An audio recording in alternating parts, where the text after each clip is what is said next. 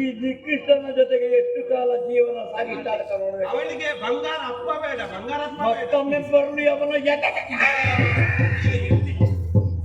ಇದು ಒಮ್ಮೆ ಎತ್ತು ಒಮ್ಮೆ ಕೊಂಡು ಹೋಗಲ್ಲ. ನನಗೆ ನೆನಪಿಲ್ಲ. ನಾನು ಕೈ ಹಿಡಿದು ಬಂಗಾರ ಕೊಂಡೋಗಿ ಬಂಗಾರಕ್ಕೆ ಬಂಗಾರ ಭಂಡಾರಕ್ಕೆ ಎಲ್ಲ ನೀವು ನಿಧಾನವಾಗಿ ಆಧರಿಸಿ ಸ್ವಲ್ಪ ಹೆಚ್ಚು ಹಾಕಬೇಡಿ. ಮತ್ತೆ ಪಿಂಡ ತೈಲ ಹಾಕುವ, ಪಿಂಡ ತೈಲ ಹಾಕಿ ಉಕ್ಕಿ ಬಿಸಿ ನೀರಿನ ಒಂದು ಶೇಕ ಬೆಲ್ಲ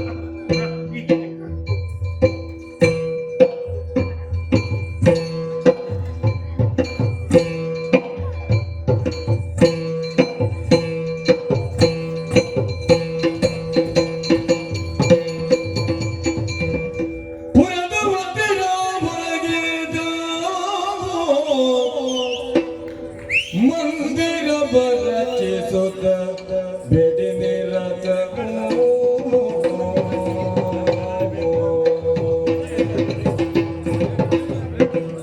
ಪುರದ ಮಂದಿರ ಹೊರಗೆದ ಮಂದಿರವ ರಚಿಸುತ್ತ ಬೆಡಿ ನಿರತರೋ ಹರಗಿರಿಜಯನ ಪೂಜಿಸುತ್ತ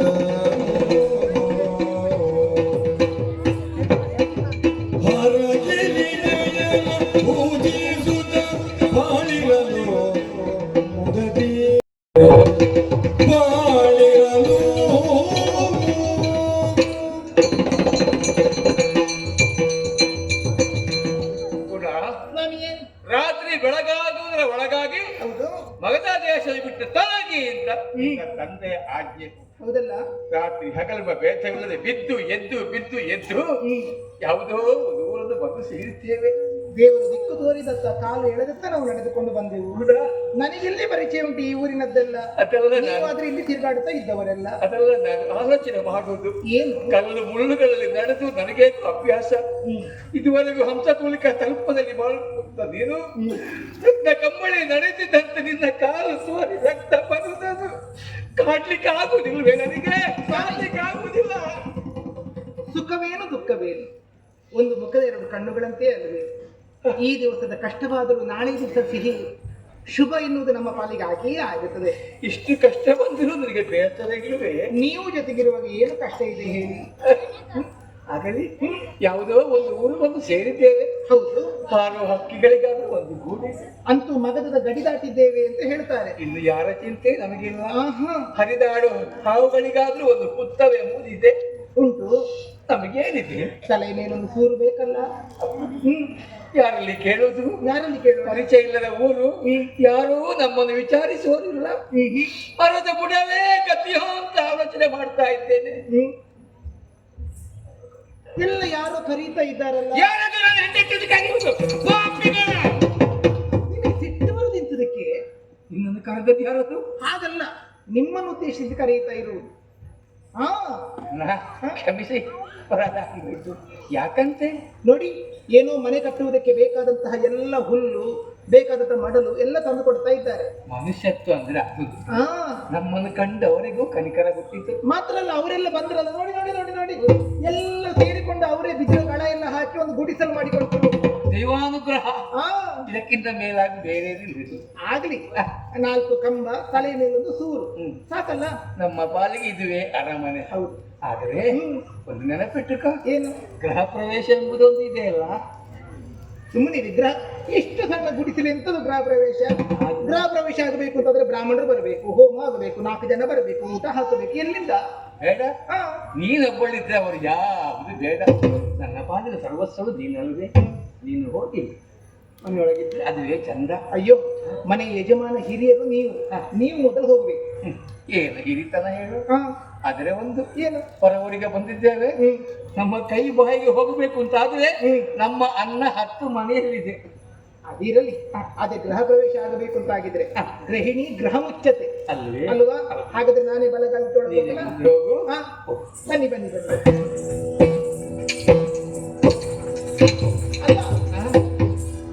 ಸಣ್ಣ ಗುಡಿಸಲು. ಹೌದು, ಇಷ್ಟು ಸಣ್ಣ ಗುಡಿಸಲಲ್ಲಿ 2 ಕೋಣೆ ಇರ್ತದಕ್ಕೆ. ಅದೇ ನಾನು ಆಲೋಚನೆ ಮಾಡೋದು. ನಿಮ್ಮ ವ್ಯವಸ್ಥೆ ಬಹಳ ಉಂಟು. ಅಲ್ಲೊಂದು ಕೋಣೆ ಇಲ್ಲೊಂದು ಕೋಣೆ ಬಾ. ಎಂತದಕ್ಕೆ ಎರಡೆರಡು? ಯಾಕಂದ್ರೆ ಹಾ. ಒಂದು ಗಂಡ ಹೆಂಡತಿ ಆದಂತ ನಮಗೆ ಮತ್ತೊಂದು ಮನೆ ಅಂದಾಗ ಹಾ. ಒಂದು ದೇವರ ಕೋಣೆ ಬೇಡುವೆ. ಬೇಕು ಬೇಕು. ಅದಕ್ಕೆ ಬೇಕಾಗಿ ಮತ್ತೊಂದು ಕೋಣೆ. ನಾನು ತಂದಿರುವಂತಹ ಮಂಗಳ ಗೌರಿಯ ಪ್ರತಿಮೆ ಆ ಮೂರ್ತಿಯನ್ನು ಆ ದೇವರ ಕೋಣೆಯಲ್ಲಿಟ್ಟು ನಾ ಪೂಜಿಸ್ತೇನೆ. ಆಗದೆ ಸಂತೋಷ. ಆದೀತು ಆದೀತು. ಆದ್ರೆ ಏನಾದ್ರು ಸ್ವಲ್ಪ ನೀರು ಕಾಯಿಸಿ ಇಡು. ಹಾ. 4 ಮನೆಗೆ ಹೋಗಿ ಒಂದಿಷ್ಟು ಅಕ್ಕಿ ಕಾಳು ಸಿಕ್ಕಿದೆ ತರ್ತೇನೆ. ಅದನ್ನೇ ಇವತ್ತು ಮೃಷ್ಟಾನ್ನ ಭೋಜನ ಅಂತ ಉಣ್ಣುವ. ಆದೀತು. ಹೋಗಿ ಬನ್ನಿ, ಬೇಗ ಬನ್ನಿ. ಆದೀತು.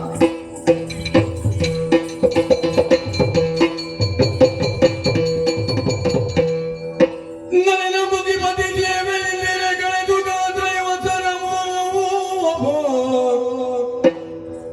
ಸುಖದಿಂದ ಜಲದೆಯಿಂದ ಸುಖ ಜಲದೆಯಿಂದ ಕಳೆದು ದಾದ್ರಯವಸರವು 4 ಮನೆಗಳಿಗೆ ಹೋಗುತ್ತಾರೆ, ಬೇಕಾದ ಹಾಗೆ ಬೇಡುತ್ತಾರೆ, ತರುತ್ತಾರೆ.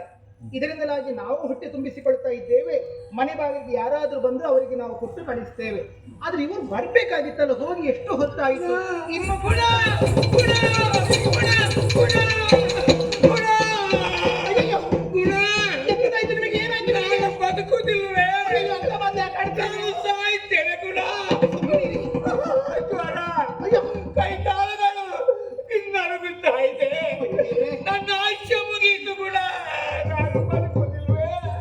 ಎಂತ ಮಾತುಗಳನ್ನೆಲ್ಲ ಆಡಬೇಡಿ ನೀವು. ಏನಾಗುವುದಿಲ್ಲ, ಏನೋ ಬಿಸಿಲಿನ ಕೆಲಕ್ಕೆ ಮೈಯೆಲ್ಲ ಬೆಚ್ಚಗಾಗಿದೆ. ಚಳಿಯಲ್ಲಿ ಕೈ ಕಾಲುಗಳಿಗೆ ನಡುಗುತ್ತಾ ಇದೆ. ಒಂದು ತುಂಡು ಬಟ್ಟೆ ಹಾಕಿ ಮೈ ಮೇಲೆ. ಮಲಗಿ ಮಲಗಿ ಮಲಗಿ. ಪುನಃ ಎಲ್ಲಿದ್ದೇನೆ? ಇಲ್ಲೇ ಇದ್ದೇನೆ. ನಾನು ಬದುಕುವುದಿಲ್ವೇ? ಅಂತ ಮಾತಾಡಬೇಡಿ ನೀವು. ಬದುಕು ಮಾತಾಡಬೇಕು ಯಾವಾಗ. ನನ್ನ ತಲೆಯರಿಗೆ ಏನಾದ್ರೂ ಒಂದು ಗಂಟು. ಅಯ್ಯೋ, ಮಲಗಿ ಮಲಗಿ ಮಲಗಿ. ಚಳಿಯಾಗುತ್ತದಾ? ಚಳಿಯಾಗುತ್ತದಾ? ನಾನು ಹೊರಡಿಸ್ತೇನೆ. ಮಲಗಿ ಮಲಗಿ. ಆಯ್ತಾ? ಒಂದು ತುಂಡು ಬಟ್ಟೆ. ಆದೀತು ಆದೀತು. ಅಯ್ಯೋ, ಕಾಲು ಕಾಲಿಗೆ ಕಾಲಿಗೆ ಕಾಲು ಕಡಿಯಾಗುತ್ತದಾ? ಹೌದು. ಆ ತಲೆಗೆ ತಲೆಗೆ ತಲೆಗೆ ಒಂದು ತುಂಡು ಏನಾದ್ರು. ಮಲಗಿ ಮಲಗಿ. ಆ ಕಾಲು ಕಾಲು ಕಾಲಿಗೆ. ಅಯ್ಯೋ, ನಿನಗೆ ಅಷ್ಟು ಗೊತ್ತಾಗುದಿಲ್ವೇನೆ? ಗಂಡ ಚಳಿಯಲ್ಲಿ ನಡುಗುತ್ತಾ ಇದ್ದಾರೆ. ಒಂದು ತುಂಡು ಬಟ್ಟೆ ಮೈ ಮೇಲೆ ಹಾಕಲಿಕ್ಕೆ ಆಗಿದ್ದೇವೆ. ನಿನ್ನ ಬಳಿ ಹೆಣ್ಣಲ್ವೇನೆ? ಅಷ್ಟು ಗೊತ್ತಿಲ್ವೇ ನಿನಗೆ? ಗೊತ್ತಾಗುದಿಲ್ವೇನೆ? ನಿಮಗೆ ಎಂತ ಸಿಟ್ಟು ಬಂದತ್ತ? ಸಿಟ್ಟು ಬರದ ಮನುಷ್ಯನರು ಸಿಟ್ಟು ಬಂದಿದ್ದು ನನಗೆ ಹೊಡಿಲಿಕ್ಕೆ ಬರುವುದಾ ನೀವು? ಹೊಡೆಯದ ಮತ್ತೆ ಈಗ ಸಿಟ್ಟು ಬಂದ್ರೆ, ಸಿಟ್ಟು ಬಂದ ಗಂಡದ್ರಲ್ಲಿ ಎಂತ ಮಾಡುದು? ಹೆಂಡತಿಗೆ ಹೊಡೆಯುವುದು. ಗಂಡನಿಗೆ ಸಿಟ್ಟು ಬಂದ್ರೆ ಹೆಂಡತಿಗೆ ಹೊಡೆಯುವುದಾ? ಮತ್ತೇನು ಮಾಡುದು? ಹಾಗಾದ್ರೆ ಹೆಂಡತಿಯರಿಗೂ ಸಿಟ್ಟು ಬಂದ್ರೆ ಗಂಡನಿಗೆ ಹೊಡಿಬಹುದಲ್ಲ? ಅದು ಹೊಡೆಯಲಿಕ್ಕಿಲ್ಲ, ಅದು ಹೆಂಡತಿಗೆ ಮಾತ್ರ ಹೊಡೆಯಲಿಕ್ಕೆ. ಈಗ ಸರಿ, ಈಗ ನಿಮಗೆ ಸಿಟ್ಟು ಬರ್ತದೆ, ಹೊಡೆಯುವುದಕ್ಕೆ ತಿರುವುದಕ್ಕೆ ನಾನಿದ್ದೆ. ನಿಮಗೆ ಮೊದಲು ಸಿಟ್ಟು ಬರ್ತಿರ್ಲಿಲ್ವಾ? ಮೊದಲು ಸಿಟ್ಟು ಬರ್ತಾ ಇತ್ತು. ಮೊದಲು ಸಿಟ್ಟು ಬಂದ್ರೆ ಯಾರಿಗೆ ಹೊಡಿತಿದ್ರಿ? ಕೌಚಿ ಮಲಗುತ್ತಾ ಇದ್ದೆ. ಅಷ್ಟೇಯ? ಏನು ಮಾಡುವ ಹೇಳಿ, ಒಂದು ಕೆಲಸ ಮಾಡಿ. ಈಗ ತಲೆಗೆ ಹೇಳಿದ್ರೆ ಕಾಲಿಗೆ ಬರುವುದಿಲ್ಲ, ಕಾಲಿಗೆ ಹೇಳಿದ್ರೆ ತಲೆಗೆ ಬರುವುದಿಲ್ಲ. ಸ್ವಲ್ಪ ಇಲ್ಲಿ ಮೂರೊಟ್ಟಿಕೊಂಡು ಮಲೆ, ಕೈ ಕಾಲೆಲ್ಲ ಆಮೆಯ ಹಾಗೆ ಮಲೆ. ಓ, ಎಲ್ಲಿದ್ದೆ? ಇಲ್ಲೇ ಇದ್ದೇನೆ. ಬರುವುದಿಲ್ಲ ಏನು? ನೀವು ಸುಮ್ಮನೆ ಮಲಗಿ, ನೀವು ಏನಾಗುದಿಲ್ಲ. ಅಲ್ಲಿ ಅಲ್ಲಿ ಅಲ್ಲಿ ಕೈ ಕಾಲುಗಳನ್ನೆಲ್ಲ ಹತ್ತಿರ ಮಾಡಿಕೊಂಡು ಮಲಗಿ. ಹೌದಾ? ಅದಕ್ಕೆ ಹೇಳುದು, ಹಾಸಿಗೆ ಇದ್ದಷ್ಟೇ ಕಾಲು ಚಾಚಬೇಕು.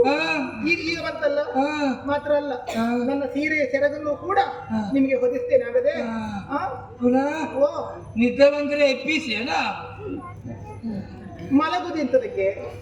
ನಿದ್ದೆ ಮಾಡುವುದಕ್ಕಲ್ವಾ? ಹೌದು. ಮತ್ತೆ ನಿದ್ದೆ ಬಂದ್ರೆ ಎಬ್ಬಿಸುವುದು ಎಂತದಕ್ಕೆ? ಹಾಗಲ್ಲ, ನಿನಗೆ ಹೆದರಿಕೆ ಆದ್ರೆ ಆಗ ಹೊರ ಊರಲ್ವಾ? ಹೌದೌದೌದು. ಹಾಗೆ ಹೇಳಿದ್ದು. ಏನಿಲ್ಲ, ನೀವು ಮಲಗಿ, ನಾನು ಇಲ್ಲಿ ನಿಮ್ಮ ಕಾಲುಗಳಲ್ಲೇ ಕುಳಿತುಕೊಂಡಿರ್ತೇನೆ. ಏನು ನೀನು ಮಲಗಾಯ್ತಾ? ಆಯ್ತಾಯ್ತು. ನಿಮ್ಗೆ ಏನಾದ್ರು ಬೇಕಾದ್ರೆ ಕೇಳಿ, ಆಯ್ತಾ? ಇಲ್ಲ. ಮಲಗಿ, ಏನಾಗುವುದಿಲ್ಲ, ಮಲಗಿ. ಏನು ಪುನಃ ಎಲ್ಲಿದ್ದೆ? ಇಲ್ಲಿ ಇದ್ದೇನೆ. ನೀನು ಮಲಗು. ಆಯ್ತಾಯ್ತು. ನನಗೇನು ಆಗ್ಲಿಕ್ಕಿಲ್ಲ. ಏನಾಗುದಿಲ್ಲ, ದೇವರಿದ್ದಾರೆ. ಎಂದಿನಂದದಿ ಸತಿಯು ಆನೆಗೆಂದು ಬ್ರಾಹ್ಮಿ ಕಾಲದಲ್ಲಿ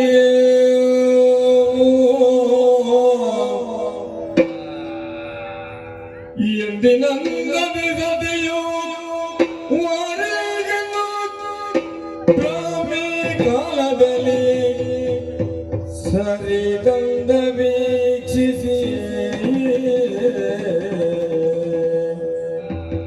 ಸರಿ ತಂದ ವೀಕ್ಷಿಸಿ ಪಾಪದನ್ನೊಳಗೆಂದನಾಗ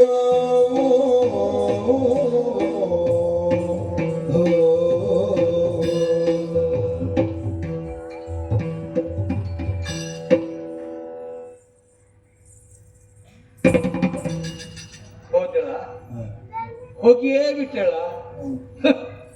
ಯಾರಿಗೆ ಚಳಿ, ಯಾರಿಗೆ ಜ್ವರ.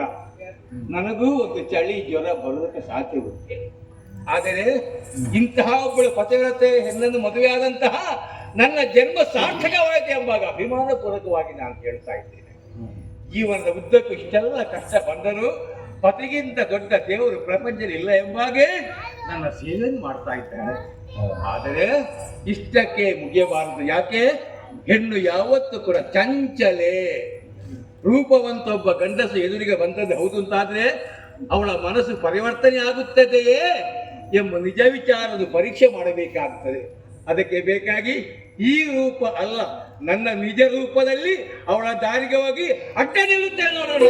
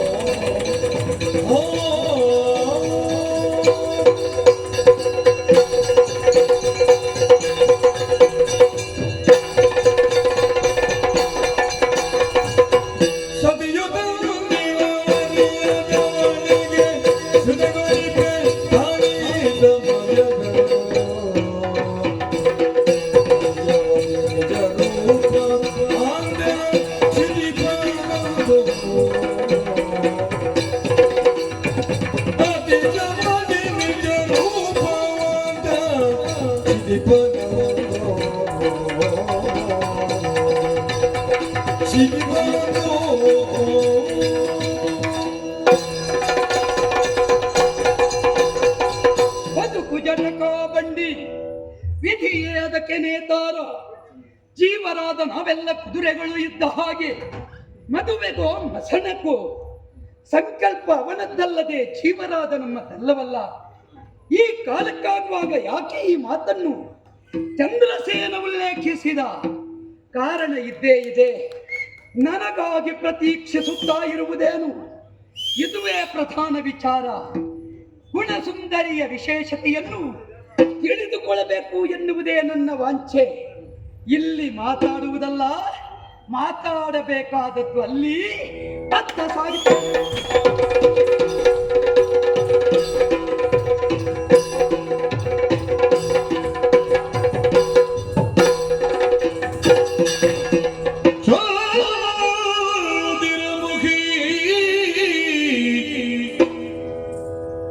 ಚಂದಿರಮುಖಿ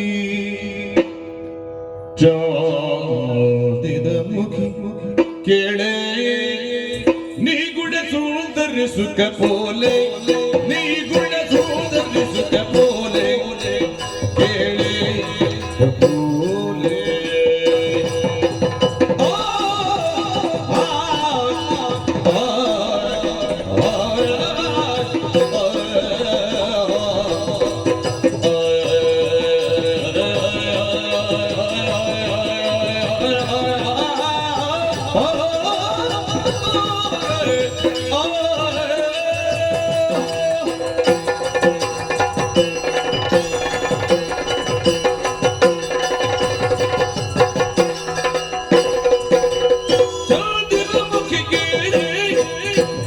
ಚಂದಿರಮುಖಿ ಕೇಳೆ ಕೇಳೆ ಕೇಳೆ ನೀ ಗುಣ ಸುಂದರಿ ಗುಣ ಸುಂದರಿ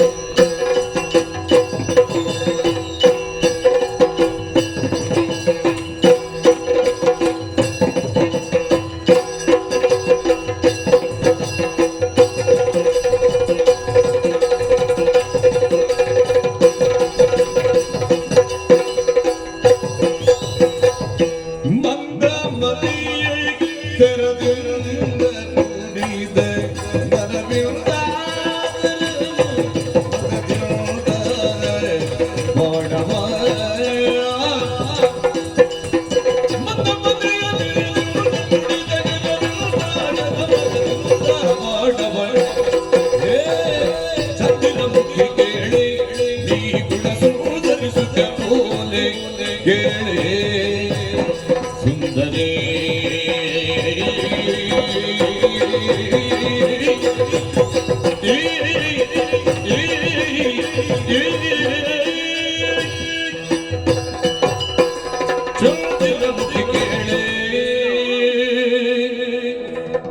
ಮುಂದೆ ಹರಿಯುವುದು ನದಿ ಮಧ್ಯೆ ಹರಿದು ಬಂದವಳು ನೀನು.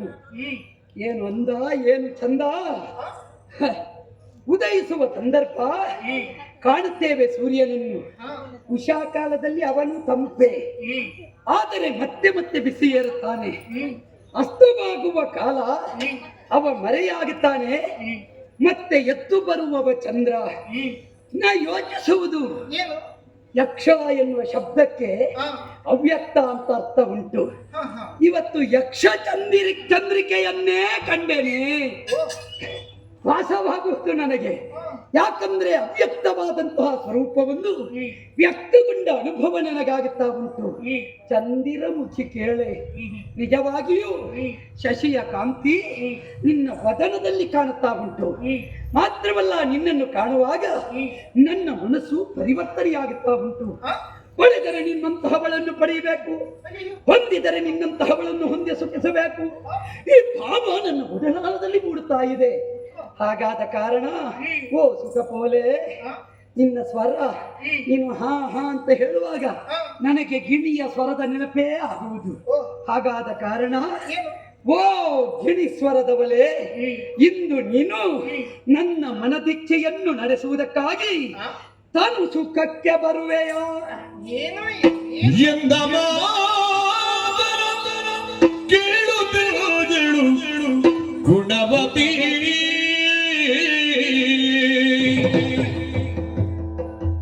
ಚಂದವೇ ಚಂದವೇ ಪರಸ್ತ್ರೀಯರ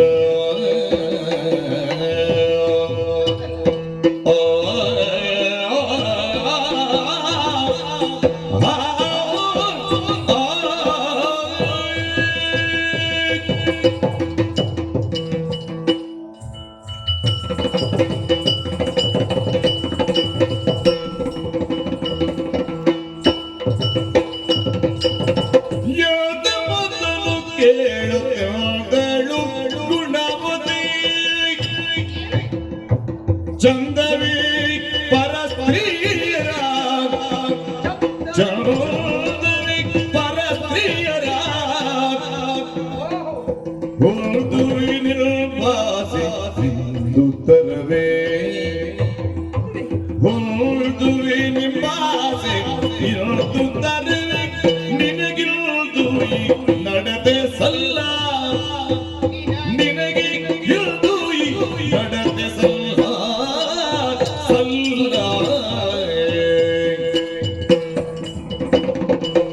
ಎಂದ ಮಾತನ್ನು ಕೇಳುತ್ತೆಂದೇಳು ಗುಣವತಿ ಚಂದವೇ ಪರಸ್ತ್ರೀಯರ ಅಯ್ಯ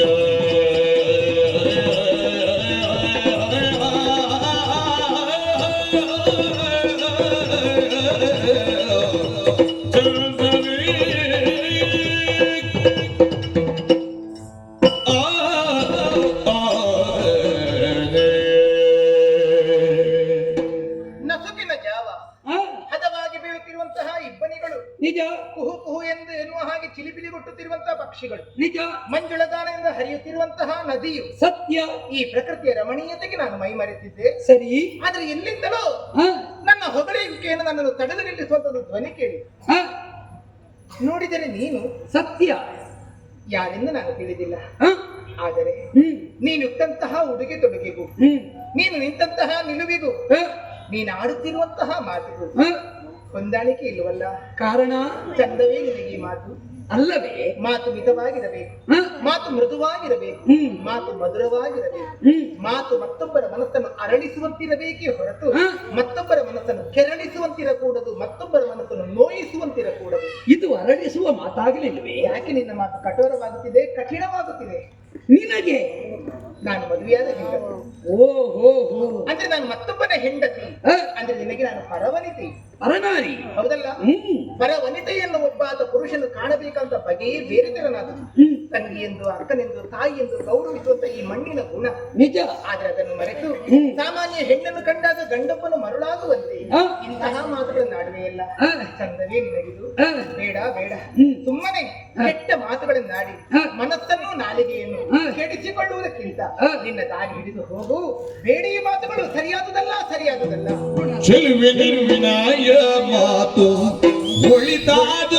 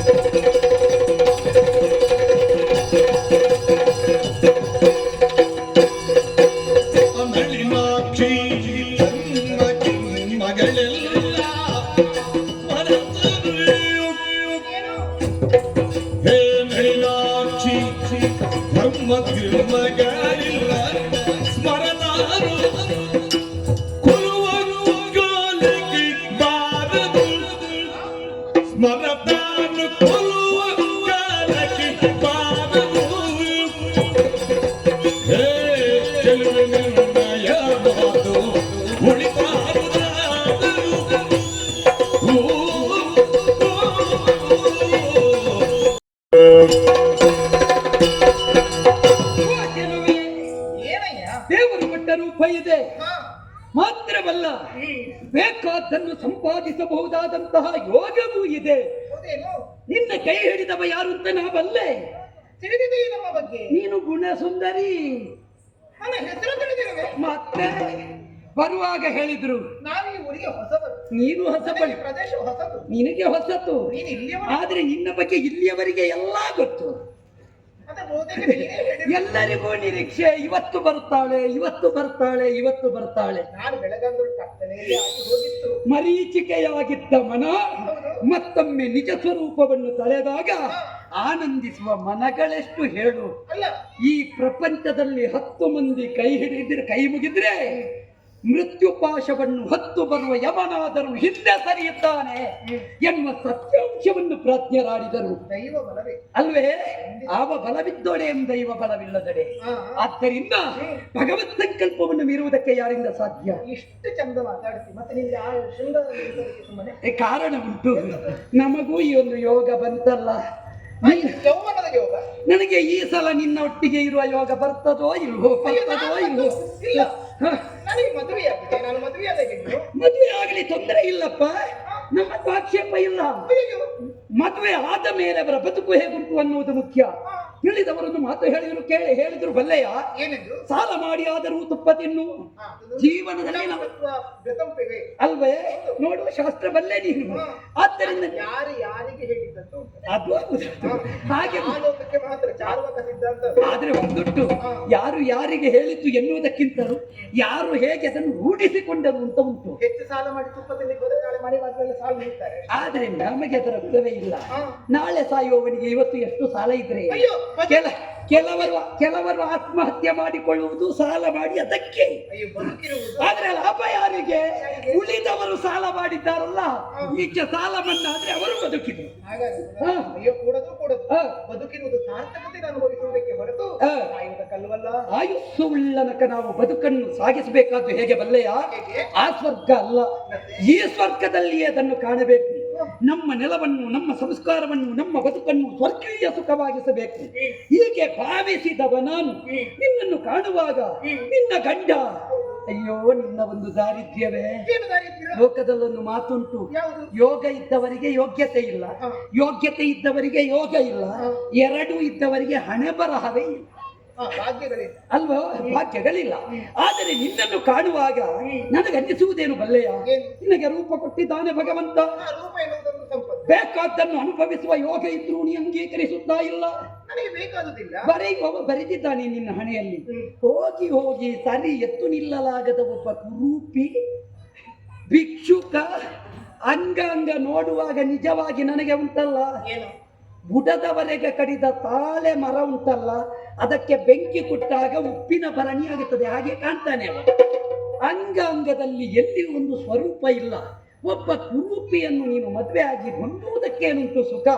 ನಮ್ಮಂತಹ ಸುಂದರಾಂಗರು ಬಂದಾಗ ಪಾತಿವ್ರತ್ಯವೋ ಇನ್ನೊಂದು ಅದನ್ನು ಬದಿಗಿಡುವುದು, ಬೇಕಾದ ಸುಖವನ್ನು ಅನುಭವಿಸುವುದು ಇದು ನಿನಗೆ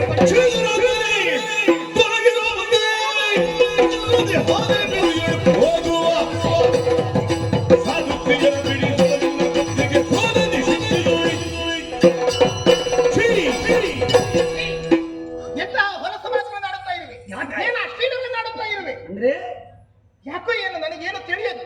ಅಲ್ಲದೆ ಪರಪುರುಷನಿದ್ದರೆ ನಾನು ಮಾತನಾಡುವವಳೇ ಅಲ್ಲ. ಆದರೂ ನಿನ್ನನ್ನು ಕಂಡಾಗ ನಿನ್ನ ಕುರಿತಾಗಿ ಏನೋ ಕನಿಕರ ಅಂತ ಅನಿಸಿತು. ಅಲ್ಲ ಏನು ಮಾತಾಡಬೇಕು ಅಂತ ಅನಿಸಿದೆ ಅನ್ನೋ ಕಾರಣಕ್ಕೋಸ್ಕರವಾಗಿ ಇಲ್ಲಿ ನಿಂತೆ. ಮಾತು ಮಿತಿ ಮೀರುತ್ತಾ ಇದೆ. ಯಾವ ಕಾಲಕ್ಕೂ ಪತಿನಿಂದ ಏನು ಮಾಡಬೇಡ. ಈಗ ಕೋಪ ಬಂದಾಗ ನಮಗೆ ಸಂತೋಷ ಆಗುತ್ತೆ. ನನ್ನ ಗಂಡನ ಕುರಿತಾಗಿ ನಾನೇ ನಿಂದಿಸುವುದಿಲ್ಲ, ನಾನೇ ಒಪ್ಪಿಕೊಂಡಿದ್ದೇನೆ. ನನ್ನ ಪತಿಯ ಕುರಿತಾಗಿ ಒಂದು ಮಾತನ್ನಾಡಿದರೆ ಜಾಗ್ರತೆ. ನಿನ್ನ ಮೇಲೆ ಅಭಿಮಾನದಿಂದ ಬಂದಿದ್ದೇನೆ. ನನ್ನ ಮೇಲೆ ಯಾವ ಅಭಿಮಾನವೂ ನನ್ನ ಅಭಿಮಾನದಿಂದ ಅವರ ಕುರಿತಾಗಿ ಒಬ್ಬಾತ ಅಂಗವಿಕಲನನ್ನು ಕಂಡಾಗ, ಒಬ್ಬಾತ ಭಿಕ್ಷುಕನನ್ನು ಕಂಡಾಗ, ರೋಗಿಷ್ಠನನ್ನು ಕಂಡಾಗ ನಿಜವಾಗಿ ಆದರೂ ಅವರ ಜೊತೆಗಿದ್ದವರ ಪಾಪ ಅಂತ ಹೇಳುವುದಲ್ಲ, ಕೂಡಿದ್ರೆ ಮಾನವೀಯತೆಯಿಂದ ಸಹಾಯ ಮಾಡಬೇಕು. ಗೊತ್ತಾಯ್ತಲ್ಲ? ಮತ್ತು ಅವರನ್ನು ಹೀಯಾಳಿಸುತ್ತಾ ಇರುವುದಲ್ಲ. ಅದು ಬಿಟ್ಟು ಏನು ಮಾಡೋಣ? ಯಾವುದೋ ಜನ್ಮದ ಪ್ರಾರಬ್ಧದಿಂದಲಾಗಿ ಅವರು ಆ ರೀತಿಯಲ್ಲಿ ಇದ್ದಾರೆ. ಅವರ ಸೇವೆ ಮಾಡೋದಕ್ಕೆ ನಾನಿದ್ದೇನೆ. ಅದರಲ್ಲಿ ಒಲಿದು ಬಂದಂತಹ ಅದೃಷ್ಟ. ನಿನಗೆ ಈ ರೀತಿಯಂತಹ ರೂಪ ಸಂಪತ್ತು ಯೌವನ ವಿದ್ಯೆ ಎಲ್ಲವೂ ಇದ್ದರೂ ಕೂಡ ಇಂಥ ಕೆಟ್ಟ ಗುಣವನ್ನು ಕೊಟ್ಟಿದ್ದಾನಲ್ಲ, ಅದು ನಿನಗಿರುವಂತಹ ದಾರಿದ್ರ್ಯ. ನಾನು ಮನ ಮಾಡಿದರೆ ಯಾವ ಕಾರಣಕ್ಕೂ ಬಿಡುವವನಲ್ಲ. ಬೇಡ, ನಿನ್ನನ್ನು ಮನದನ್ನೆಯಾಗಿ ಪಡೆದೇ ಪಡೆಯುತ್ತೇನೆ. ಬೇಡ, ಬೇಡ.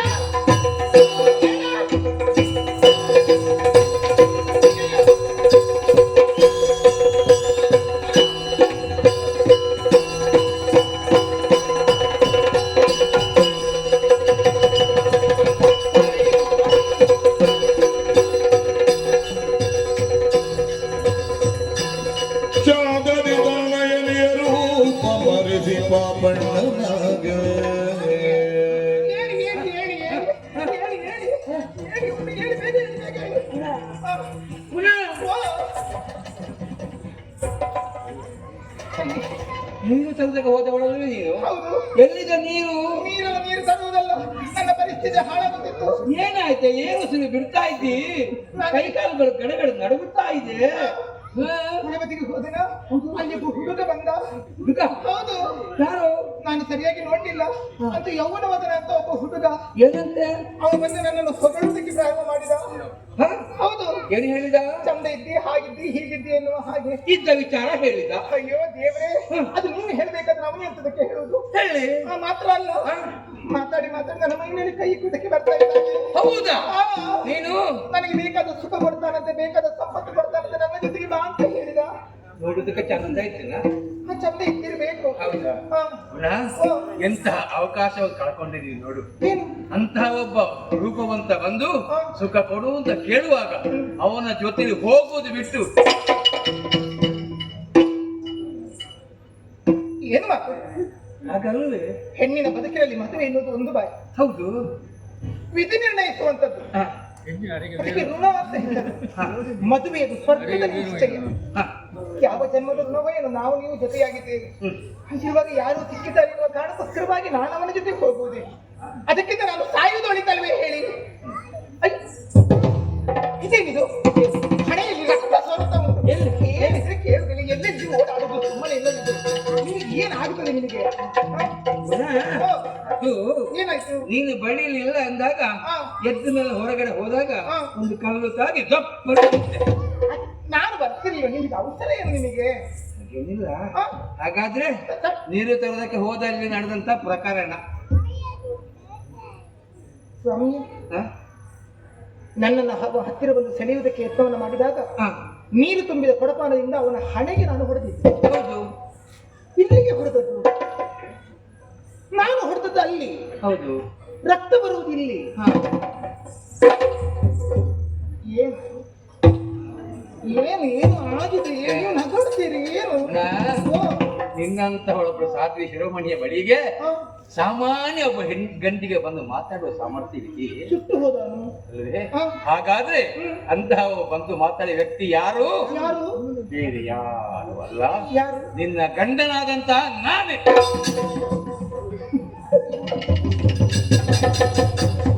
ನಾನು ಹಾಸ್ಯ ಮಾತಾಡಿದ್ದೀನಿ ಈಗ. ಏನೇ ನಾನಿತ ಮಗುವ? ಯಾಕೆ? ನೀವು ಕತೆ ಹೇಳುದೆ ನನಗೆ? ಅಜ್ಜಿ ಕತೆ ಹೇಳುದ? ಅಲ್ಲ, ನಾನು ಕಣ್ಣಾರೆ ಕಂಡಿದ್ದೇನೆ ಅಂತಹ ದೃಢಕಾಯ. ಹೌದಾ? ಎದ್ದು ನಿಂತ ಚಿರ ಯೌವನದ ಯುವಕ ನೀವು ಹೀಗಿದ್ದೀರಿ. ನಾನು ವೇಷ ಮಾಡುವ? ಯಾವ ರೀತಿ ವೇಷ ಮಾಡಿ? ಹೌದು, ನನಗೆ ವೇಷದ ಚಟ. ಅಲ್ಲ, ಮತ್ತೆ ಆ ರೀತಿ ನೀವು ಹೇಗೆ? ಹೌದೇನೆ, ಹೇಳಿದ್ರೆ ನಿನಗೆ ಧೈರ್ಯ ಬರುದಿಲ್ಲ. ಪ್ರತ್ಯಕ್ಷಕ್ಕೆ ಪ್ರಮಾಣ ಬೇಕು ಹೇಳು. ಅಂದ್ರೆ ಈಗ ಅದೇ ರೂಪದಿಂದ ಕಣ್ಣ ಮುಂದೆ ಬಂದು ನಿಂತರೆ ನೀವೇ ಅದು ಆಗ ಒಪ್ಪಿಕೊಳ್ತೇನೆ. ಹೌದಲ್ಲ? ಹೌದು. ಹಾಗಾದ್ರೆ ನೀನು ಕಣ್ಣು ಮುಚ್ಚು. ಈಗ ನಾನಿದ್ದೇನೆ. ಹೌದು. ಕಣ್ಣು ಮುಚ್ಚಿ ತೆರೆಯುವುದರೊಳಗಾಗಿ ಈ ಸ್ಥಳದಲ್ಲಿ ಯಾರಿದ್ದಾರೆ ಅಂತ ನೋಡು.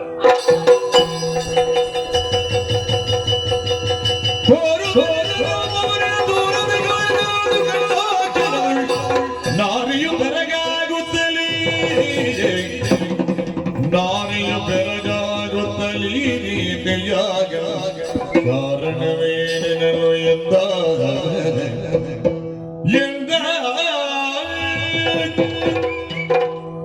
ಸುಂದರಿ, ನೀವೇ ನಾನೇ. ಅಪ್ಪ, ಅಂತಹ ಕುರೂಪವೆಲ್ಲಿ, ಆ ವಿಕಾರವೆಲ್ಲಿ, ಇಂತಹ ಸುಂದರತ್ವ ಎಲ್ಲಿ? ಸ್ವಾಮಿ, ಏನು ನನಗಂತೂ ಏನು ಅರ್ಥ ಆಗುದಿಲ್ಲ. ಹೊಳೆಯಲ್ಲಿ ಮಳೆ ಹೊಯ್ದಾಗ ಆಗ್ತಾ ಉಂಟು. ಆದ್ರೆ ಒಂದು ಇಷ್ಟು ಚೆಲುವಾದ ರೂಪವನ್ನು ಹೊಂದಿಕೊಂಡಿರುವಂತ ನೀವು ಆ ರೀತಿಯಲ್ಲಿ ವಿಕಾರ ಸ್ವರೂಪದಲ್ಲಿ ಇರುವುದಕ್ಕೆ ಕಾರಣ ಒಂದು ಬೇಕೋ ಬೇಡುವ? ಖಂಡಿತ ನೀವೇ ಅವನಾಗಿದ್ದರೆ ಅವನೇ ನೀವು, ಈಗ ಅನುಮಾನ ಇಲ್ಲ. ಇಲ್ಲ. ಹಾಗಾದ್ರೆ ಹಾಗೆ ಯಾಕೆ? ಆ ಕಷ್ಟ ಯಾಕೆ? ಆ ಬಡತನ ಯಾಕೆ? ಏನಿದು ನನಗೊಂದು ತಿಳಿಯಿಲ್ಲ. ಬೆಳಗರೆದು ಕಾರ್ಯ ಸಕಲವು ಹಳಗು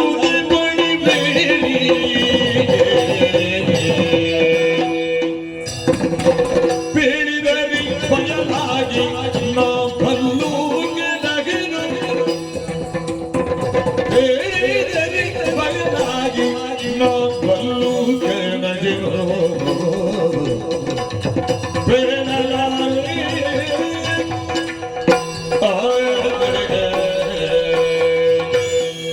ಹೃದಯೇಶ್ವರಿ ಗುಣ ಸುಂದರಿ.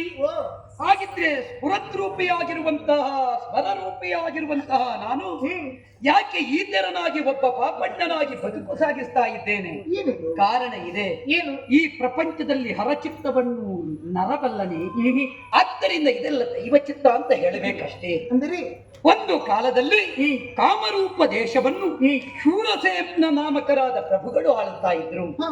ಅವರಿಗೊಬ್ಬ ಮಗು ಇದ್ದ. ಮಗ ಆ ವೇಳೆಯಲ್ಲಿ ಶತ್ರುರಾಯರ ಆಗಮನವಾಯಿತು. ದಾಳಿಯಲ್ಲಿ ಶೂರಸೇನ ಪ್ರಭುಗಳು ಸತ್ತು ಹೋದರು. ಈ ಸಂದರ್ಭದಲ್ಲಿ ಮಗುವನ್ನು ಹಿಡಿದುಕೊಂಡ ತಾಯಿ ಪತಿಯನ್ನು ಕಳಕೊಂಡ ದುಃಖದಲ್ಲಿ ಸಹಗಮನವನ್ನು ಮಾಡಿದಳು. ಮಗುವಿಗೇನು ಗತಿ? ಅದೇ ವೇಳೆಯಲ್ಲಿ ಅವನ ಆರಾಧಿಸುತ್ತಾ ಇದ್ದ ಸಂದರ್ಭದಲ್ಲಿ ಅನವರತ ನಿರ್ದೇಶನಕ್ಕೆ ಬರುತ್ತಾ ಇದ್ದ ಶಿವಯೋಗಿಯೊಬ್ಬರು ವೃತ್ತಾಂತವರಿತರು. ಮಗುವನ್ನು ಅಲ್ಲಿಂದ ತಪ್ಪಿಸಿದರು. ಆಶ್ರಮಕ್ಕೆ ಕರ್ಕೊಂಡು ಹೋಗಿ ಸಲಹಿ ಬೇಕಾದ ವಿದ್ಯಾಬುದ್ಧಿಗಳನ್ನೆಲ್ಲ ಕಲಿಸಿಕೊಟ್ಟರು. ಆ ವೇಳೆಯಲ್ಲಿ ಆ ಮಗುವಿಗೆ ಚಂದ್ರಸೇನ ಅಂತ ಹೆಸರಿತ್ತು. ಅದನ್ನು ಮತ್ತಷ್ಟು ಪೋಷಿಸಿ ಬೆಳೆಸಿ ಚಂದ್ರನ ಕಾಂತಿಯನ್ನು, ಅಗ್ನಿಯ ಪ್ರಖರತೆಯನ್ನು, ಮಾತ್ರವಲ್ಲ ದಿವ್ಯತೆಯನ್ನು ತುಂಬಿಸಿದರು. ಮಂತ್ರಬಲದಿಂದ, ಶಸ್ತ್ರಬಲದಿಂದ, ಶಾಸ್ತ್ರಬಲದಿಂದ ಆ ವ್ಯಕ್ತಿಯೇ ಚಂದ್ರಸೇನ ನಾಮಕನಾದ ನಾನು. ರಾಜಕುಮಾರ ನಿಜ, ಕಾಮರೂಪದೇಶಾಧಿಪತಿ ಸತ್ಯ. ಹಾಗಾದ್ರೆ ಶಿವಯೋಗಿಯ ಆಶ್ರಮದಲ್ಲಿ ಬಾಳುತ್ತಿರುವಂತ ನೀವು ಮತ್ತೆ ಆ ರೀತಿಯಿಂದ ರೂಪ ಯಾಕೆ ಮಾಡಿಕೊಂಡು ತಿರುಗಾಡಬೇಕಾಯಿತು? ಕಾರಣ ಉಂಟು. ಏನು? ಒಂದು ದಿನ ನಮ್ಮ ಗುರುಗಳು ವಿಶೇಷವಾದಂತಹ ಸಂಕಲ್ಪವನ್ನು ಹೊಂದಿ ಎಲ್ಲಿಗೋ ಯಜ್ಞಾದಿ ಕರ್ಮಕ್ಕೆ ಹೋಗಿದ್ದರು. ಅವರ ಆಶ್ರಮದಲ್ಲಿ ಗ್ರಂಥ ಭಂಡಾರವಿತ್ತು. ಎಲ್ಲಾ ವಿದ್ಯೆಯನ್ನು ಕಲಿಸಿದ ಅವರು ವಿಶೇಷವಾದ ವಿದ್ಯೆಯೊಂದನ್ನು ಹೇಳಿಕೊಡ್ಲಿಲ್ಲ ನನಗೆ. ಏನು? ಕೇಳಿ ಬಲ್ಲೆ ನಾನು, ಕಾಮರೂಪ ವಿದ್ಯೆ ಇದೆ, ಗುರುಗಳ ಶಸ್ತ್ರ ಗ್ರಂಥ ಭಂಡಾರವನ್ನು ಸೇರಿದೆ, ಹೊತ್ತಗೆಯನ್ನು ತೆಗೆದೆ, ಗುರು ನಿರೂಪವಿಲ್ಲದೆ ಕಲಿತೆ, ಕಲಿತು ಹೊರಗೆ ಬರುವಾಗ ಕರಡಿಗಳ ಹಿಂದೊಂದು ಆಡುವುದನ್ನು ನೋಡಿದೆ. ನನಗೂ ಅನ್ನಿಸಿತು, ವಿದ್ಯಾಬಲಮೆಯಿಂದ ರೂಪಾಂತರಗೊಳ್ಳಬೇಕು, ಕರಡಿಯ ರೂಪವನ್ನಂತೂ ಆಟ ಆಡಬೇಕು ಎಂಬ ಹಾಗೆ ಕರಡಿಯ ರೂಪ ಧರಿಸಿದೆ. ಆ ಕರಡಿಗಳ ಜೊತೆಯಲ್ಲಿ ಆಟವಾಡುತ್ತಾ ಇದ್ದೆ. ಅದೇ ಹೊತ್ತಿಗೆ ಗುರುಗಳ ಆಗಮನವಾಯಿತು. ನೋಡಿದರು, ಅರ್ಥ ಮಾಡಿಕೊಂಡರು. ಗುರು ಉಪದೇಶದ ಶಾಸ್ತ್ರವನ್ನು ಕಲಿಯುವ ಹಕ್ಕು ಈ ಪ್ರಪಂಚದಲ್ಲಿ ಯಾರಿಗೂ ಇಲ್ಲ. ಆದ್ದರಿಂದ ಯಾವುದನ್ನು ಹೇಗೆ ಕಲಿಯಬೇಕು ಅಂತ ಉಂಟು. ಕೋಪಗೊಂಡ ಗುರುಗಳು, ನೀನು ಕರಡಿಯಾಗಿಯೇ ಹೋಗು. ಗುರುಶಾಪ ಶಪಿಸಿದರು. ಹರಶಾಪಕ್ಕಾದರೂ ಪರಿಮಾರ್ಜನೆ ಉಂಟು, ಗುರುಶಾಪಕ್ಕೆ ಪರಿಮಾರ್ಜನೆ ಉಂಟೇ ಇಲ್ಲ.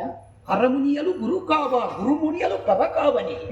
ಆ ಕಾಲಕ್ಕಾಗುವಾಗ ಪದಮೂಲಕ್ಕೆ ಬಿದ್ದೆ, ವಿಧ ವಿಧದಿಂದ ಬೇಡಿಕೊಂಡೆ.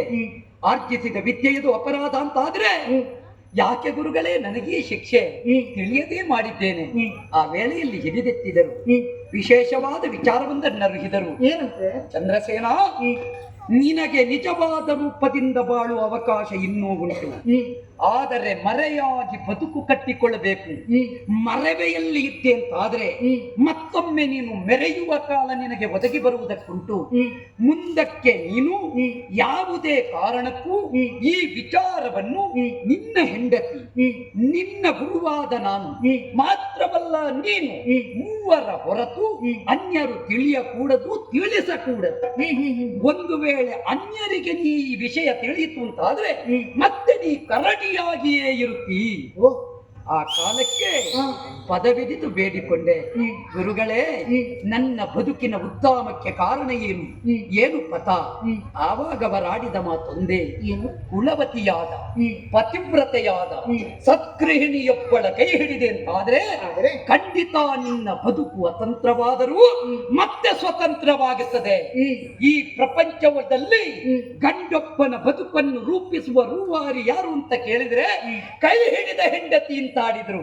ಆ ಕಾಲಕ್ಕೆ ಆ ಮಾತನ್ನು ಒಪ್ಪಿಕೊಂಡೆ. ಒಂದು ಶಬ್ದ ಸೇರಿ ಏನು? ಹೆಂಡತಿ, ಅವನ ಕೈ ಹಿಡಿದ ಹೆಂಡತಿ. ಅದೇ ಅವನ ಕೈ ಹಿಡಿದ ಹೆಂಡತಿ. ಯಾರ್ಯಾರ ಕೈ ಹಿಡಿದರೆ ಹೆಂಡತಿ ಆಗಿರ್ತದ ಅಲ್ವೇ? ಆದ್ದರಿಂದ ಈ ಕಾಲಕ್ಕೆ ನನ್ನ ಕೈ ಹಿಡಿದ ಹೆಂಡತಿಯಾದ ನಿನ್ನಿಂದ ನಾನು ತೃಪ್ತನಾಗಿದ್ದೇನೆ. ಹಾಗಿದ್ರೆ ಈ ರೂಪ ಯಾಕೆ ರೂಪ ಧರಿಸಿಕೊಂಡು ಬಂದಿರಿ? ಕಾರಣ ಉಂಟು. ಏನು? ನಾನು ಹೀಗೆ ಹುಡುಕ್ಲಿಕ್ಕೆ ಕಾರಣ ಉಂಟು. ನಾವೆಲ್ಲ ಹುಡುಕುವುದು, ನಿನ್ನನ್ನು ಹುಡುಕುವುದಷ್ಟು ಎಷ್ಟು ಕಷ್ಟಪಟ್ಟಿದ್ದೇವೆ. ಹೌದಪ್ಪ, ಯಾರ್ಯಾರು ಯಾವ್ಯಾವ ಹೊತ್ತಿನಲ್ಲಿ ಕೈ ಕೊಡ್ತಾರೆ ಅಂತ ಹೇಳಿಕ್ಕಾಗುವುದಿಲ್ಲ. ಕೈ ಕೊಡದೆ ಇರುವಂತಹ ಕೈ ಹಿಡಿಯುವವಳೊಬ್ಬಳು ಬೇಕು ಎನ್ನುವ ಕಾರಣಕ್ಕಾಗಿಯೇ ನಿನ್ನ ಕೈ ಹಿಡಿದೆ. ಕಾರಣ ಏನು ಬಲ್ಲೆಯ? ಏನು? ವರ್ತಮಾನ ತಿಳಿದೆ. ಗುರುಗಳು ಸೂಚಿಸಿದರು, ಇಂತಹ ಕ್ಷೇತ್ರದಲ್ಲಿ ನಡೆಯುತ್ತಾ ಉಂಟೊಂದು ವಿಶೇಷವಾದಂತಹ ಕಾಯಕ. ಪತಿ ದೊಡ್ಡವನು ಅಥವಾ ಅಪ್ಪ ದೊಡ್ಡವನು ಎನ್ನುವ ಪ್ರಶ್ನೆ ಮೂಡಿದೆ. ಅಲ್ಲಿಗೆ ರೂಪ ಮರೆಸಿ ನೀವು ಹೋದೆ ಅಂತಾದ್ರೆ ಉತ್ತಮ ಸತಿಯೊಬ್ಬಳ ಕರಗ್ರಹಣ ಮಾಡುವ ಸುಯೋಗ ನಿನಗೆ ಬರ್ತದೆ ಎಂಬ ಹಾಗೆ ಅವರ ಮಾತಿನಂತೆ ಪಾಪಣ್ಣನೆಂಬ ಭಿಕ್ಷುಕನಾಗಿ ನಾ ದಾರಿ ಮಧ್ಯದಲ್ಲಿ ಅಲೆದೆ. ಕೊನೆಗೆ ನಿನ್ನನ್ನು ಕೈ ಹಿಡಿದೆ. ಈಗ ಪಾಪಣ್ಣನಾಗಿ ಬದುಕು ಸಾಗಿಸ್ತಾ ಇದ್ದೇನೆ. ಪಾಪಣ್ಣ ಮತ್ತೊಮ್ಮೆ ಪ್ರಪಂಚದಲ್ಲಿ ಅನಾವರಣಗೊಳ್ಳುವ ಸುಯೋಗವೊಂದು ಒದಗಿತು ನಿನ್ನ ಅಸಭಾವಿಸಿದೆ. ಬಂಗಾರ ಕಳೆಯಿತು, ಬಂಗಾರ ದೊರಕಿತು ಅಲ್ವಾ? ಸತ್ಯ, ಸಂತೋಷವೇ. ಹಾಗಾದ್ರೆ ಇದು ತನಕ ನಾನು ನೀವು ಆ ರೀತಿ ನಾನು ಬೇಸರ ಪಟ್ಟುಕೊಂಡದ್ದಿರ್ಲಿಲ್ಲ. ಇಲ್ಲ, ಯಾಕಂದ್ರೆ ನನ್ನ ಪತಿ ನೀವು ನಿಜ, ಪತಿ ದೇವ. ಈಗಂತೂ ಇಂತಹ ಮನ್ಮತ ರೂಪ. ಹಾಗಾದ್ರೆ ಇಲ್ಲಿ ಹೀಗೆ ಇದ್ರೆ ಯಾಕಂದ್ರೆ ನಾನು ರಾಜ್ಯದಲ್ಲಿ ಇಲ್ಲಲ್ಲ, ಇಲ್ಲ, ನಾನು ಹೊರಗಿದ್ದೇನೆ. ಏನಿದ್ದರೂ ನಿಮ್ಮ ಪುರದಲ್ಲಿ ನಾವು ಹೀಗೆ ಬದುಕಬೇಕು. ಒಬ್ಬ ಕುರೂಪಿಯಾದ ಪತಿಯನ್ನಾದರೂ ಪರಿಗ್ರಹಿಸಿ ನಾನು ಪತಿವ್ರತೆ ಎನ್ನುವುದನ್ನು ಸಾಧಿಸಬಲ್ಲೆ ಅಂತ ಆಡಿದ ನಿನ್ನ ಮಾತು, ಅದರಲ್ಲಿ ಪತಿಯ ಸೇರುವಿಕೆ ಉಂಟಲ್ಲ. ಮಾತ್ರ ಅಲ್ಲ, ಊರಿನ ಜನರು ಕಾಣುವಾಗ ಆ ರೀತಿಯಲ್ಲಿ ನೀವು ಮದುವೆಯಾಗ ಸತ್ಯ. ಈಗ ನೀವು ಈ ರೀತಿ ನನ್ನ ಜೊತೆಗಿದ್ದನ್ನು ಊರಿನವರು ನೋಡಿದರು ಅಂತಾದ್ರೆ ನಿನ್ನ ಬಗ್ಗೆ ಅನುಮಾನ ಪಡುವುದಕ್ಕಿಲ್ವೇ? ಕೇವಲ ಪತಿವ್ರತ ಧರ್ಮದಂತೆ ನಡೆಯುವುದು ಮಾತ್ರ ಅಲ್ಲ, ತನ್ನ ಪತಿವ್ರತದ ಕುರಿತಾಗಿ ಇನ್ನೊಬ್ಬರು ಶಂಕಿಸಂತೆ ಅವಳು ಬಾಳಬೇಕು ಅಲ್ವೇ? ಅದಲ್ಲ, ಶಂಕೆಯಿಂದ ನಿವಾರಣೆ ಆಗಬೇಕು. ಆದ್ರೂ ನೀವು ಹಗಲು ಬೇಕಾದ್ರೆ ಹಾಗೆ ಹಗಲು ಹಾಕಿರಿ, ರಾತ್ರಿ ಹೀಗಿರಿ. ಊರಿನವರಿಗೆ ಕಾಣುವುದು ಹಾಗೆ ಆಗಲಿ. ಊರಿನವರಿಗೆ ಎಷ್ಟು ಚಂದ ರೂಪ ತೋರಿಸ್ತೀರಿ.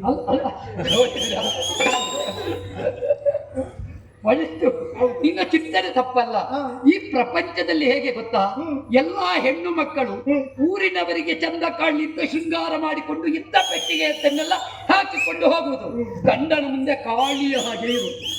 ಚಂದ ಬೇಕಾದದ್ದು ಗಂಡ ನೋಡುದು. ಅಲ್ವಾ? ಚಂದ ಬೇಕಾದದ್ದು ಗಂಡ ನೋಡುವುದಕ್ಕೆ, ಹೊಸ ಹೊಸ ಸೀರೆ ತೆಗೆದು ಬಿಡಬೇಕಾದದ್ದು ಗಂಡ ನೋಡ್ಲಿಕ್ಕೆ. ಗಂಡ ತಂದು ಕೊಡ್ಬೇಕಾಯ್ತು. ಯೋಚಿಸಬೇಡ, ಅಂತೂ ತೃಪ್ತಿಯಿಂದಿದ್ದೇವೆ. ಯಾವತ್ತಿದ್ದರೂ ಎಚ್ಚರ. ಆದೀತು. ಯಾವ ಕಾಲಕ್ಕೂ ನಾನು ಈ ಮಾತನ್ನು, ಈ ಗುಟ್ಟನ್ನು ಅನ್ಯರಿಗೆ ಆಡಲಾರೆ. ಶಿವನಾಡು ಸತ್ಯ. ಹೇಳಿದ್ರೆ ಏನಾಗುತ್ತದೆ? ಕರಡಿ ಆಗುತ್ತೀನಿ. ಆ ತಪ್ಪನ್ನು ಯಾವ ಕಾಲಕ್ಕೂ ಮಾಡಲ್ಲ. ನಿನಗೆ ಕರಡಿ ಬೇಡಲ್ಲ, ಪ್ರತಿ ವಾಕ್ಯವನ್ನು ನಾನು ಮೀರಲ್ಲ. ಇರಬೇಡ. ಎಚ್ಚರ. ಹಾಗಿದ್ರೆ ಪಾಪಣ್ಣ